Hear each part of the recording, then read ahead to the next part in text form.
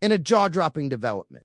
Jon Jones has admitted it was indeed him on the phone in the now infamous audio where threats were made against police officers. The clip, which went viral earlier this week, features a voice eerily similar to Jones's, issuing cryptic warnings and references to violence, prompting widespread speculation.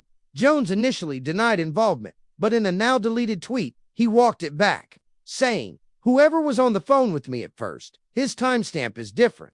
By the time I was acting aggressive on the phone, it was a completely different conversation. I was already in my paranoid and defensive state." This admission, albeit muddled, has reignited discussions about Jones' mental health, his tumultuous relationship with law enforcement, and whether the UFC should continue supporting one of its most troubled stars. The situation has added yet another bizarre chapter to the legend and controversy of the man many still call the GOAT. Jones' former training partner, Derek Brunson, even weighed in with the revealing tweet. "Jon Jones and I used to hang out every day when I was in town from 2011 to 2014. One night we went out and I said, 'Bro, why are you doing all of this? Let's just hang out with the ladies and have fun.' He looked at me and said, 'I don't need a dad. I need a friend.' That was the last time we hung out. I couldn't sit back and watch." Brunson's comments echo a sentiment shared by many. Jones might be the most gifted fighter to ever step in the octagon, but his environment and lifestyle continue to jeopardize that legacy. Brunson added, "Jon needs to get out of Albuquerque. Everything there is too accessible to him. He needs a fresh start." Meanwhile, as Jon Jones' future remains uncertain, clarity is finally emerging in the heavyweight division. Tom Aspinall, now the undisputed UFC heavyweight champion following Jones' effective retirement, is ready to step into the spotlight. The likely next matchup, a blockbuster showdown with Cyril Gane. Gane, the slick, elusive French striker, is widely regarded as one of the most technical heavyweights in the sport. He's already had a crack at Jones, but was dismantled in 2 minutes. A fight with Aspinall, however, would be a different story. Tom's movement, boxing speed, and power rights very difficult to doubt this man anymore. Analysts are saying Cyril's not going to be an easy out, though. He floats around the octagon, touches you, then disappears. Tom's team has confirmed that negotiations are underway. According to his manager, talks with the UFC's matchmakers, including Hunter Campbell, have already begun. Aspinall himself is confident. "This fight makes sense. I'm the #1 contender. Volkov already lost to me. Pavlovich lost to, so who else are they going to choose?" Fans initially hoped Jones would return to face Aspinall, but with the GOAT's future in limbo and legal troubles mounting, the Gane versus Aspinall matchup is the clearest path forward for the division. Jones' departure has left some fans bitter, feeling robbed of a generational clash. "It's like he has something against Tom Aspinall, like he just wanted to ruin his moment," one commentator said. "Tom's the biggest loser in this situation, through no fault of his own." Others believe Jones is simply being strategic. If Aspinall fights Gane and someone like Jailton Almeida in the interim, that gives Jones more footage, more tape to study. It's all about downloading data before a possible comeback. But will that comeback ever happen? After this phone call, scandal, and ongoing legal problems, many are skeptical. And with Tom's star rising fast, the UFC might soon pivot entirely. In the midst of this heavyweight chaos, Ilia Topuria remains laser-focused. The undefeated Georgian Spanish phenom is still targeting Charles Oliveira at UFC 317. Topuria, always brimming with confidence, isn't pulling punches. "First round, first minutes. I'm too much for him," Topuria said. "What's he going to do?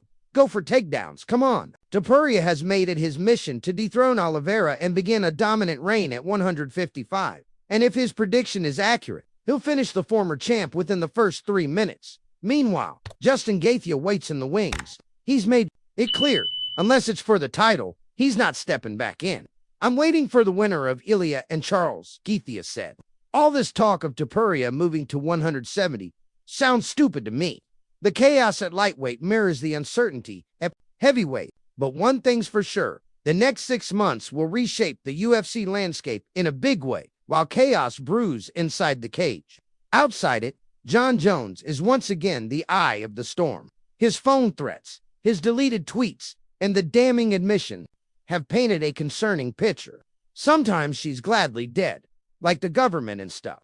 "The ones who will really kill you are the ones that will kill me." These were the words captured on the audio. believed to be from Jones. This was no ordinary rant. It was rambling, paranoid, and deeply unsettling. Police confirmed they were investigating, and the UFC's radio silence. For now, Jones remains a legend, with an asterisk, but with Tom Aspinall, Ilia Topuria, and other rising stars leading the next generation.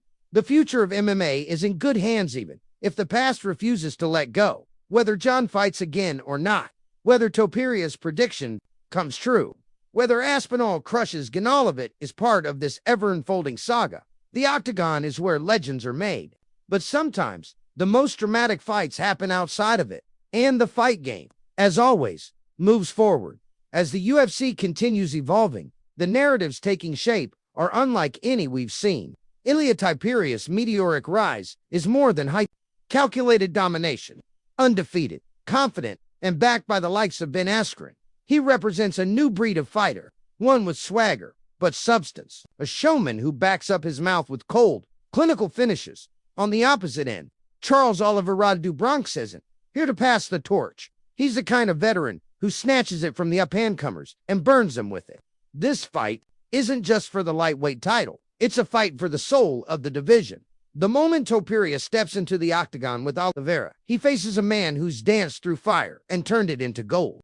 A man with more finishes in UFC history than anyone. Yet Topuria welcomes that storm. He claims Oliveira is too slow, too wild, too reckless, and he promises to show it.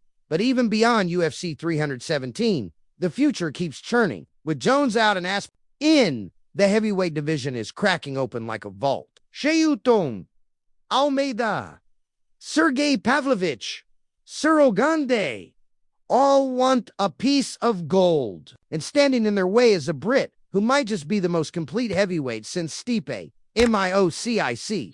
And what about Githja? The human highlight reel with dynamite in his fists and granite in his chin. He's waiting and waiting and waiting, but he's not waiting quietly. If the UFC doesn't make him versus the winner of Ilia versus Charles, don't be surprised if Githja walks. It's a game of legacy now. Every fighter understands their window is short. Even Jon Jones, GOAT or not, might have realized that too late. But that's the nature of MMA. For every fallen king, a new one rises. For every controversy, a comeback. And for every uncertain future, a fight that defines it.